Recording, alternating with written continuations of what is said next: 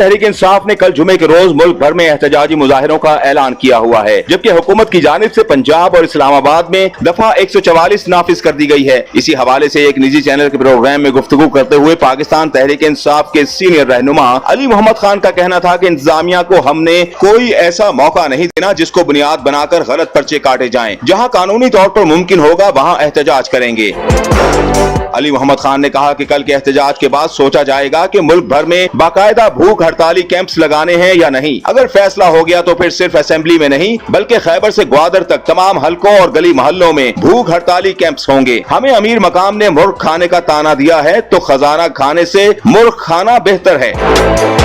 अली मोहम्मद खान का मजीद कहना था कि इमरान खान ने कहा था कभी भी अपनी तहरीक को पुरतशद्दुद नहीं होने देना, क्योंकि अगर खुदा न ख्वास्ता ऐसा हो तो ये तहरीक खत्म हो जाएगी। इसीलिए हमने हमेशा कोशिश की कि ऐसा ना हो। जिन चंद लोगों ने पुरतशद्दुद रास्ता अपनाया उन्होंने गलत किया। इसकी सजा पूरी जमात को या उसके लीडर को नहीं मिलनी चाहिए। एक सवाल के जवाब में अली मोहम्मद खान ने कहा कि आर्मी चीफ किसी एक जमात या हुकूमत का नहीं होता, ये पूरी कौम का ओहदा है और सबके लिए काबिल एहतराम है। तहरीक इंसाफ किसी ओहदे या इदारे के खिलाफ नहीं है। हम तो सिर्फ ये कहते हैं कि